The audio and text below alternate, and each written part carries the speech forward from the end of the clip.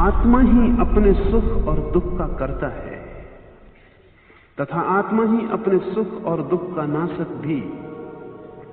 अच्छे मार्ग पर चलने वाला आत्मा मित्र है और बुरे मार्ग पर चलने वाला आत्मा शत्रु। महत्वपूर्ण बात महावीर ने कही कि आप ही अपने शत्रु हो, आप ही अपने मित्र।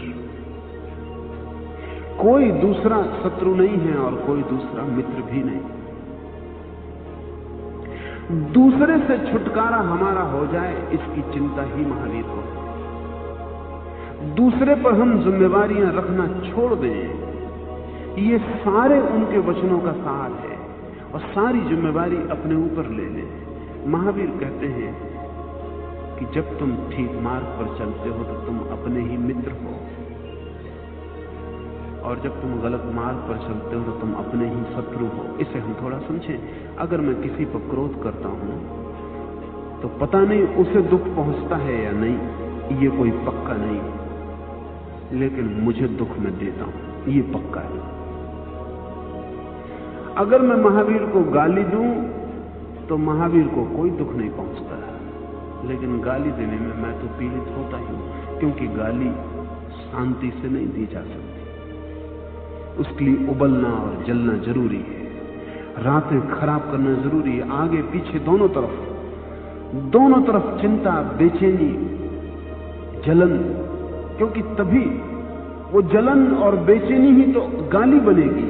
वो जो मेरे भीतर पीड़ा होगी वही जब इतनी भारी हो जाएगी कि उसे संभालना मुश्किल हो जाएगा, तभी तो मैं किसी को चोट पहुंचाऊंगा।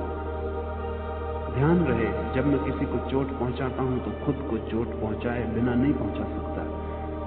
असल में जब भी मैं किसी को चोट पहुंचाता हूं उसके पहले ही मैं अपने को चोट पहुंचा लेता हूं। मेरा घाव भीतर ना हो तो मैं दूसरे को घाव करने जा नहीं सकता, घाव ही घाव करवाता है।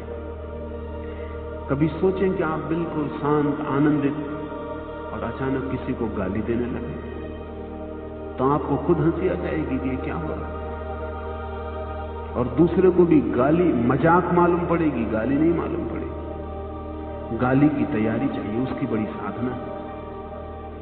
पहले साधना पड़ता है, पहले मन ही मन उसमें काफी पागलपन पैदा करना पड़ता है, पहले मन ही मन सारी योजना बनानी पड़ती है। और जब आप इतने तैयार हो जाते हैं भीतर के अब विस्फोट हो सकता है, तभी कोई बम ऐसे ही नहीं फूटता, पीछे भीतर बारूद चाहिए। असल में बम फूटता ही इसलिए है कि भीतर विक्षिप्त बारूद मौजूद है, और जब आप भी फूटते हैं तो भीतर बारूद आपको निर्मित करनी पड़ती है। जब एक आदमी किसी पर क्रोध करता है तो अपने को दुख देता है, पीड़ा देता है, वो अपना शत्रु है। बुद्ध ने भी ठीक यही बात कही है कि बड़े पागल हैं लोग, दूसरों की भूलों के लिए अपने को सजा देते हैं। आपने गाली दी मुझे, ये भूल आपकी रही और मैं अपने को सजा देता हूं क्रोधित होकर आपको सजा दे सकता हूं, ये कोई जरूरी नहीं। अपने को सजा देता हूं, गलती थी आपकी, चोट अपने को पहुंचाता हूं, तब मैं अपना ही शत्रु हूं। अगर हम अपना जीवन खोजें तो हमें पता लगेगा कि हम 24 घंटे अपनी शत्रुता कर रहे हैं। दो तरह के शत्रु हैं जगत में, एक वे जो भोग की दिशा में भूल करते हैं, वे अपने को सजा दिए जा रहे हैं, अपने को सताए चले जा रहे हैं, अपने को काटे जा रहे हैं, मारे जा रहे हैं। फिर तो वे इतने आदी हो जाते हैं कि वे समझते भी हैं कि अब ये नहीं करना, फिर भी रुक नहीं पाते। अभी मेरे पास एक युवक को लाया गया, LSD और मारिजुआना और सब तरह के ड्रग्स ले लेके उसने ऐसी हालत कर ली, अब तो उसको दिन में 2 दफा इंजेक्शन वो अपने हाथ से लगा ले तभी जी पाता, नहीं तो जिंदगी बेकार मालूम पड़ती। सारे हाथों में छेद हो गए हैं, सारा खून खराब हो गया है, सारे शरीर पर फोड़े, फुंसियां, रोग फैल गए। और वो कहता है कि मैं रुकना चाहता हूं, लेकिन कोई उपाय नहीं। जब सुबह होता है तो जिंदगी बेकार मालूम पड़ती, जब तक मैं एक इंजेक्शन और नहीं लगाता। आज यूरोप और अमेरिका के अनेक अस्पताल भरे हुए हैं ऐसे युवक युवतियों से जो बिल्कुल पागल हो गए हैं, अपनी हत्या कर रहे हैं, रोज जहर डाल रहे हैं। लेकिन अब वो ये भी जानते हैं कि अब हम जो कर रहे हैं ये करने योग्य नहीं है, अब हम मरेंगे इसमें, ये भी जानते हैं, लेकिन रुक भी नहीं सकते। जब सुबह आती है तो बस नहीं लगाए बिना जिंदगी बेकार मालूम पड़ती, लगाओ तो लगता है अपनी हत्या कर रहे हैं, क्या हो गया है इनको। लेकिन ये जरा अतिशय रूप है, कर हम भी यही रहे, जरा हमारे डोज हल्के छोटे, इनके डोज मजबूत। हम भी रोज रोज जहर लेते हैं, लेकिन होम्योपैथिक डोज है हमारे, इसलिए पता नहीं चलता, रोज लेते रहते हैं, उसके बिना हमारा भी नहीं चलता। कभी 1 महीना बिना क्रोध किए देखे, तब पता चलेगा कि चलता है इसके बिना कि नहीं। वो भी डोज है, क्योंकि क्रोध होते से शरीर में विषाक्त द्रव्य छूट जाते हैं और खून पागल हो जाता है। वो आपको करना पड़ता है बार बार। ये आदमी बाहर से इंजेक्शन लेके भीतर जहर डाल रहा है, आप भीतर की ग्रंथियों में से जहर को ले रहे हैं, लेकिन फर्क कुछ भी नहीं। 10-5 दिन काम वासना से बच जाते हैं तो बुखार मालूम होने लगता है, भारी हो जाती है वासनाओं पर। किसी तरह शरीर की शक्ति को बाहर फेंका जाए तो ही हल्कापन लगेगा, नहीं तो नहीं लगेगा।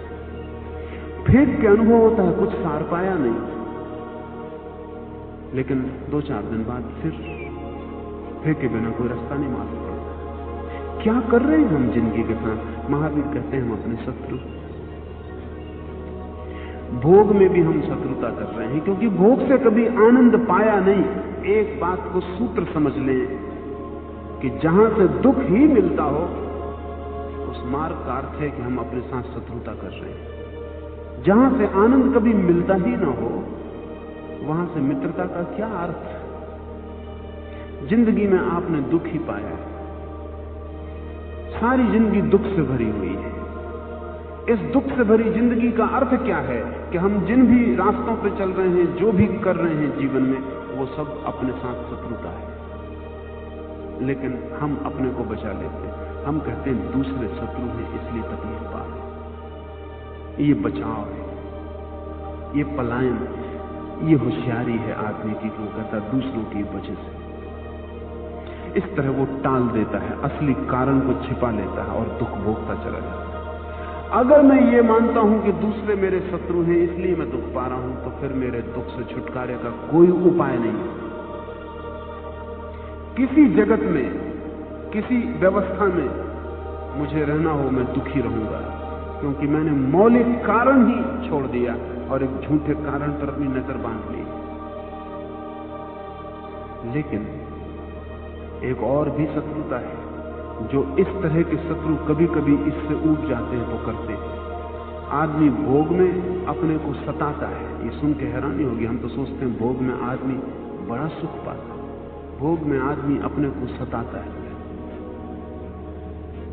फिर इससे ऊब जाता है, तो फिर त्याग में अपने को सताता है। पहले खूब खा खा के अपने को सताया, आदमी ज्यादा खा खा के अपने को सता रहा है, फिर इससे ऊब गया, परेशान हो गया, तो फिर उपवास कर करके अपने को सताना शुरू कर देता, लेकिन सताना जारी रखता है। पहले क्रोध कर करके अपने को सताया, दूसरों पर क्रोध कर करके फिर अपने पर क्रोध करना शुरू कर देता, फिर अपने को सताता है। तो जिनको हम त्यागी कहते हैं, अक्सर वो शीर्षासन करते हुए भोगी होते हैं। उनमें कोई अंतर नहीं होता, सिर्फ खोपड़ी वो नीची कर लेते हैं, पैर ऊपर कर लेते हैं। वो भी आप ही जैसे लोग हैं, लेकिन खड़े होने का ढंग उन्होंने उल्टा चुना है। पहले एक आदमी स्त्रियों के पीछे दौड़ दौड़ के अपने को सताता है, फिर स्त्रियों से दूर भाग भाग के सताना शुरू कर देता है, लेकिन अपने को सताना जारी रखता है और दोनों से दुख पाता है। मैं ऐसे सन्यासी को नहीं मिल पाया खोज खोज के जो कहे कि सन्यास लेके मैं आनंदित हो गया। तो इसका क्या मतलब हुआ? फिर संसारी दुखी है, समझ में आने वाली बात। ये सन्यासी क्यों दुखी है? एक बड़े जैन मुनि से मेरी बात हो रही थी, बड़े आचार्य हैं, आनंद की कोई उन्हें खबर नहीं, दुख ही दुख का पता है। संसारी दुखी है, छोड़ो, क्षमा योग है। सब छोड़ के जो त्यागी खड़ा हो गया ये भी दुखी है। संसारी की तरकीब है कि वो कहता है मैं दुखी हूं दूसरों के कारण, और त्यागी की तरकीब ये है वो कहता है दुखी हूं मैं पिछले जन्मों के कारण। मगर दोनों कुशल हैं, कहीं और टाल देते हैं। संसारी टाल देता है दूसरे लोगों पर, सन्यासी टाल देता है दूसरे जन्मों पर। संसारी भी मानता है मैं जैसा हूं बिल्कुल ठीक हूं, दूसरे गलत हैं। ये त्यागी भी मानता है कि मैं तो अब बिल्कुल ठीक हूं, लेकिन पिछले जन्मों में जो किया है वो दुख भोगना पड़ा। दोनों का तर्क एक ही है, कहीं टाल रहे। ये बड़े मजे की बात है कि कोई अगर आपसे कहे कि आप अभी पापी हो तो दुख होता है, और वो कहे कि पिछले जन्मों का पाप तो दुख नहीं होता, क्या मानता है? पिछले जन्म अपने मालूम ही कहां पड़ते। इतना डिस्टेंस है, इतना फासला है कि जैसे किसी और के होगा। इसको तो छोड़ दें, आदमी का मन कैसा है उसे समझें। अगर मैं आपसे कहूं आपने कल भी मुझे गीत सुनाया और आज भी मुझे गीत सुनाया, और मैं कहूं कि कल का गीत बढ़िया था, तो आपको दुख होता है, क्योंकि कल से भी संबंध टूट गया। आज मैं आपका अपमान कर रहा हूं, मैं कह रहा हूं कि आज का गीत बढ़िया नहीं था, कल का गीत बढ़िया था। कल तो दूर हो गया।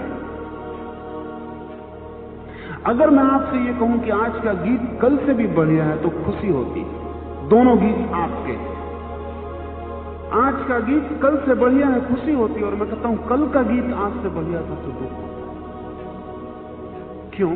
क्योंकि आप अभी के क्षण से अपने को जोड़ते हैं, कल के क्षण से अपने को तोड़ चुके हो, तो जा चुके। तो जब कल इतना दूर हो जाता है तो पिछला जन्म बहुत दूर हुआ कि नहीं हुआ बराबर है किसी और का। बड़े मजे से कह सकते हैं कि पिछले जन्म में पापी था, आप किए इसलिए दुख भोग रहा हूं, लेकिन अभी बिल्कुल ठीक हूं। फिर भी दुख भोग रहा हूं दूसरों के कारण, दूसरे जन्मों के कारण। लेकिन दूसरा शब्द महत्वपूर्ण है, चाहे वो जन्म हो चाहे लोग। जो व्यक्ति इस भाषा में सोच रहा है वो महावीर के सूत्र को नहीं समझा अभी। महावीर कहते हैं दुख भोग रहे हो तो तुम अभी अपने शत्रु हो, उसी शत्रुता के कारण तुम दुख भोग रहे हो। दुख लाक्षणिक है तुम्हारी शत्रुता का अपने साथ। कल एक मित्र आए थे, वो जैन सन्यासी साधुओं की तरफ से खबर लाए थे, कुछ साधुओं की तरफ से, कि वो वहां से छूटना चाहते हैं उस जंजाल से। का जंजाल वो छूटना चाहते हैं, लेकिन हिम्मत भी नहीं छूटने की, क्योंकि जब सन्यास लिया था तो बड़ा स्वागत समारोह हुआ, और जब छोड़ेंगे तो अपमान होगा, निंदा होगी, लोग कहेंगे पतन हो गया। इसलिए हिम्मत भी नहीं, लेकिन वहां बड़ा दुख पा रहे हैं। तो उन्होंने आपके पास खबर भेजी कि अगर आप कोई उनका इंतजाम करवा दें तो वहां से निकल आए। मैंने कहा क्या इंतजाम चाहते हैं? इंतजाम के लिए ही वहां भी गए थे। अगर साधुता के लिए गए होते तो वहां भी साधुता खिल जाती। इंतजाम के लिए वहां भी गए, और इंतजाम साधु का बढ़िया है। सन्यासी का संसारी से ज्यादा अच्छा इंतजाम। कुछ शर्तें उसको पूरी करनी पड़ती है, तो 1000 शर्तें संसारी को भी पूरी करनी पड़ती है, लेकिन उसका इंतजाम बढ़िया है। और संसारी को तो 1000 तरह की योग्यताएं होनी चाहिए, तब थोड़ा बहुत इंतजाम कर पाता है। साधु की एक ही योग्यता काफी है, तो उन्होंने संसार छोड़ दिया, बाकी सब तरह की अयोग्यता चलेगी।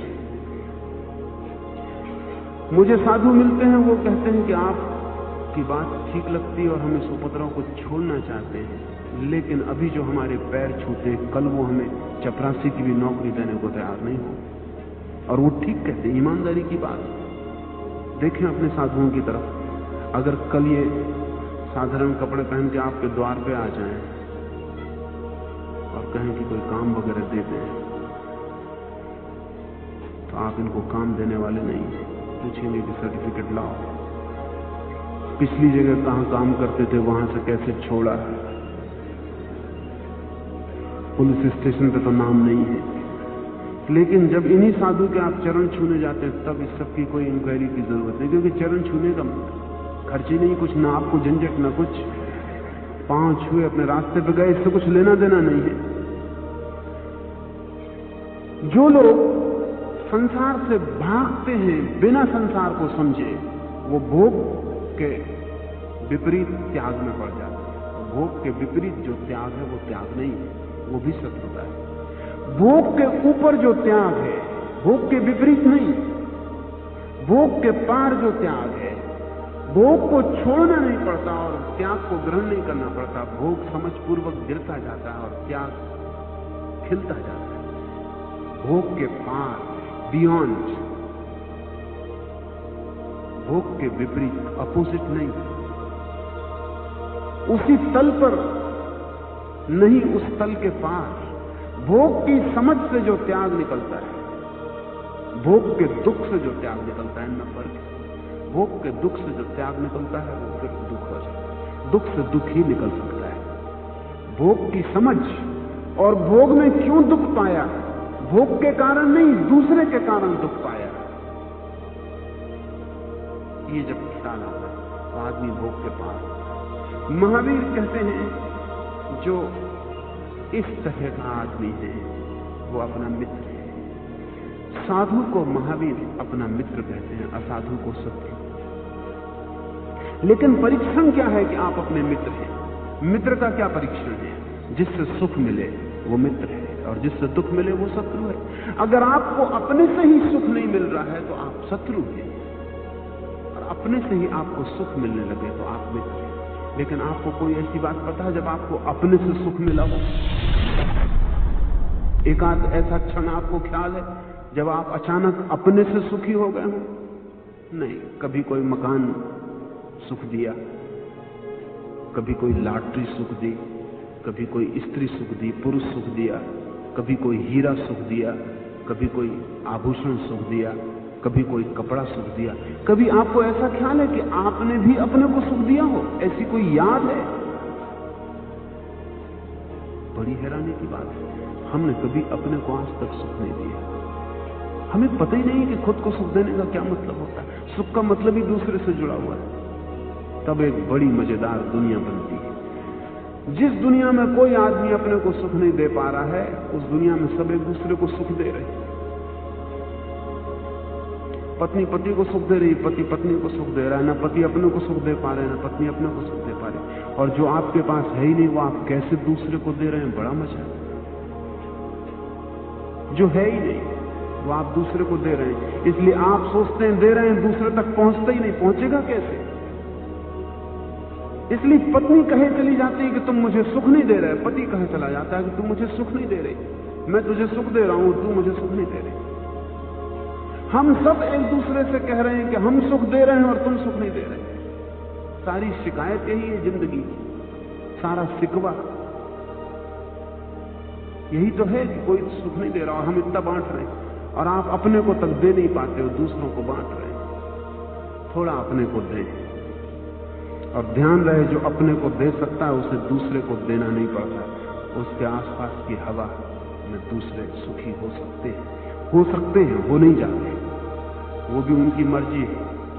नहीं तो महावीर के पास खड़े होकर भी आप दुखी ही होंगे। लोग इतने कुशल हैं दुखी पाने में, दुख पाने में, कहीं से भी दुख खोज लेंगे। उनको मोक्ष में भी भेज दो तो घड़ी दो घड़ी में वो सब पता लगा लेंगे कि क्या क्या दुख है। मोक्ष भी उनसे बच नहीं सकता।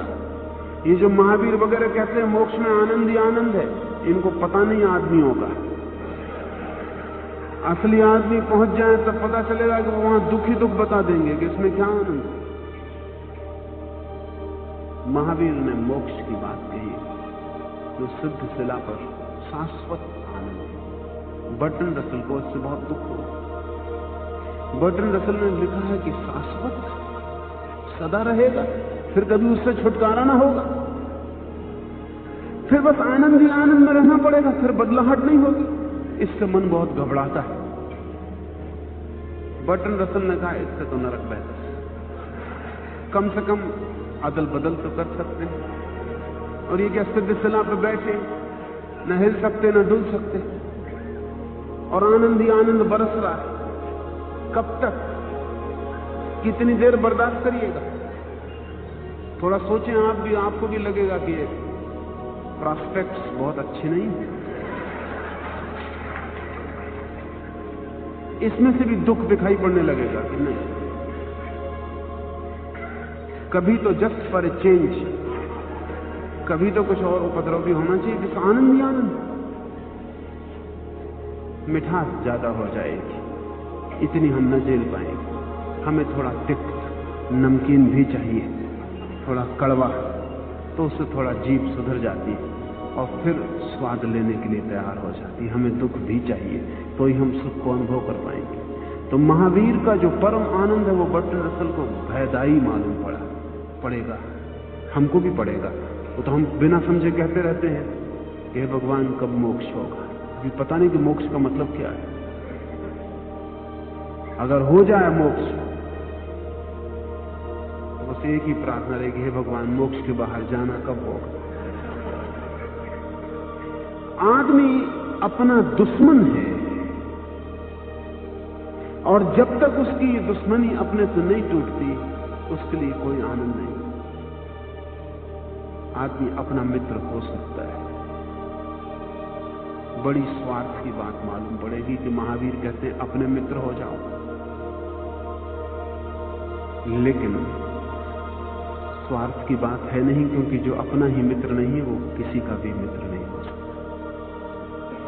महावीर कहते हैं खुद पहले आनंद को उपलब्ध हो जाओ, ये काफी है। खुद ज्योतिर्मय हो जाओ, प्रकाशित हो जाओ, तभी सोचना कि किसी दूसरे के घर में भी प्रकाश डालना है। खुद का दिया बुझा हुआ दूसरों के दिए जलाने चल पड़ते हैं। उस झगड़े में अक्सर ऐसा होता है कि दूसरे का भी जल रहा हो थोड़ा बहुत तो बुझा आता है,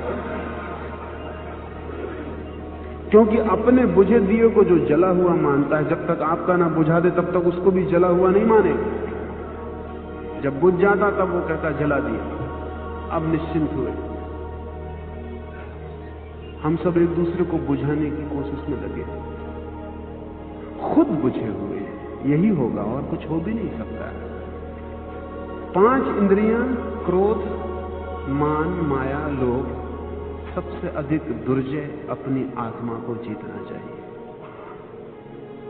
एक आत्मा को जीत लेने पर सब कुछ जीत लिया जाता है। ये एक मित्र हो जाए जो भीतर छिपा है मेरे, इस एक से ही तालमेल बन जाए, इस एक से ही प्रेम हो जाए, ये एक ही मैं जीत लूं तो महावीर कहते हैं सब जीत लिया। इस एक को जीत लेने को महावीर कहते हैं सब जीत लिया, सारा संसार जीत लिया। मगर दुर्जय है बहुत। कहते हैं क्रोध, मान, मोह, लोभ ये कठिन है इनको जीतना, लेकिन और भी कठिन है स्वयं को जीतना। क्या कठिनाई होगी स्वयं को जीतने की? स्वयं को जीतने की कठिनाई सूक्ष्म, क्रोध को जीतने की कठिनाई स्थूल है, ग्रास। हम भी समझते हैं कि क्रोध को जीतना चाहिए। जो क्रोधी है वो भी मानता है कि क्रोध को जीतना चाहिए। जो लोभी है वो भी मानता है कि लोभ को जीतना चाहिए, क्योंकि लोभ से दुख मिलता है, इसलिए कोई भी जीतना चाहता है। क्रोध से दुख मिलता है, क्रोधी को भी मिलता है, वो भी मानता है कि गलती है हमारी, कष्ट पाते हैं और जीतना चाहिए। और महावीर ठीक कहते हैं, महावीर ठीक कहते हैं, इसका कुल कारण इतना है कि वो क्रोध से दुख पाता है। क्रोध को जीतने में उसका जो रस है वो दुख को जीतने में, लोभ से भी दुख पाता है, इसलिए कहता है कि ठीक कहते हैं महाराज, दुख जीतना चाहिए। ये लोभ में दुख है, लेकिन रस उसका दुख जीतने में। फिर ये स्वयं को जीतना अति कठिन क्यों है? महावीर कहते हैं दुर्जय, क्योंकि आपको ख्याल ही नहीं है कि आपने स्वयं से कभी दुख पाया। यही सूक्ष्मता है। जिससे दुख पाया उसको तो हम जीतना चाहते हैं, न जीत पाते हो, कमजोरी है। लेकिन आपको ये ख्याल में ही नहीं है, स्मरण ही नहीं कि आपने अपने से दुख पाया, हालांकि सब दुख आपने अपने से पाया। इसलिए स्वयं को जीतने का कोई सवाल ही नहीं उठता। हम सोचते हैं स्वयं से तो हमने कभी दुख पाया नहीं, दूसरों से दुख पाया है। दुश्मन को जीतना चाहिए, जो दुख देता हो उसको सफाया कर देना चाहिए। अपने से हमने कभी दुख पाया नहीं, यद्यपि पाया सदा अपने से है। तो फिर तरकीब है हमारे मन की एक कि दुख पाते हैं अपने से, आरोपित करते हैं सदा दूसरे पर, दूसरे को शत्रु बना लेते हैं ताकि खुद को शत्रु ना बनाना पड़े, और दूसरे को मिटाने में लग जाते हैं। ये सारी दृष्टि बदले तो ही व्यक्ति धार्मिक होता है। हटा लें दूसरों पर जहां जहां आपने फैलाव किया है, जहां जहां आपने अड्डे बना रखे हैं दुखों के, हटा लें वहां से। दुख का घाव भीतर है, वो आप ही हैं दुख, वहां लौट आए। और जब भी दुख मिले तो जिसने दुख दिया है उसको भूल जाएं, जिसको दुख मिलता है उसी को देखें। जिसको दुख मिलता है वही दुख का कारण है, जो दुख देता है वो दुख का कारण नहीं। ये फैलेसी है, ये भ्रांति है। सदा भीतर लौट आए। कोई गाली दे तो हमारा ध्यान पता है कहां जाता है, देने वाले पर जाता है। सदा जब कोई गाली दे तो ध्यान वहां जाए जिसको गाली दी गई है। जब कोई क्रोध में आग बबूला हो तो उस पर ध्यान न दें, उस क्रोध का जो परिणाम आप पे हो रहा है और भीतर जो क्रोध उबल रहा है उस पर ध्यान दें। जब भी कहीं कोई आपको लगे कि ध्यान का कारण बाहर है, तत्काल आंख बंद कर लें और ध्यान को भीतर ले जाएं, तो आपको अपने परम शत्रु से मिलन हो जाएगा। वो आप ही है। और जिस दिन आपको अपने परम शत्रु से मिलन होगा उसी दिन आप जीतने की यात्रा पर भी निकलेंगे। और मजा यह है कि स्वयं को न जानने से ही वो शत्रु है। और जैसे जैसे ध्यान भीतर बढ़ने लगेगा वैसे वैसे स्वयं का जानना बढ़ने लगेगा, और जो शत्रु था वो एक दिन मित्र हो जाएगा। जो जहर है वो अमृत हो जाता है, सिर्फ ध्यान के जोड़ को बदलने की बात। सारी कीमिया, सारी अल्केमी एक है, ट्रांसफर ऑफ अटेंशन, ध्यान का हटाना। गलत जगह ध्यान दे रहे हैं और जहां देना चाहिए वहां नहीं दे रहे। बस इतना ही हो पाए कि मैं ध्यान ऑब्जेक्ट से हटा के सब्जेक्ट पर बदल दूं, विषय से हटा लूं, विषय पर चला जाऊं। जो कुछ भी हो रहा है मेरा जगत मैं हूं और सारे कारण मेरे भीतर हैं। अपमान हो, सुख हो, दुख हो, प्रीति हो, सम्मान हो, जो कुछ भी हो, तत्काल मौके को मत चूकें, फौरन ध्यान को भीतर ले जाएं और देखें भीतर क्या हो रहा है। जल्दी ही भीतर का शत्रु मिल जाए, फिर ध्यान को बढ़ाए चले जाएं। उसी शत्रु के भीतर छिपा हुआ परम मित्र भी मिल जाए। उस परम मित्र को महावीर ने आत्मा कहा है। वो परम मित्र सबके भीतर छिपा है, लेकिन हमने उस पर कोई ध्यान नहीं दिया है। आज इतना ही।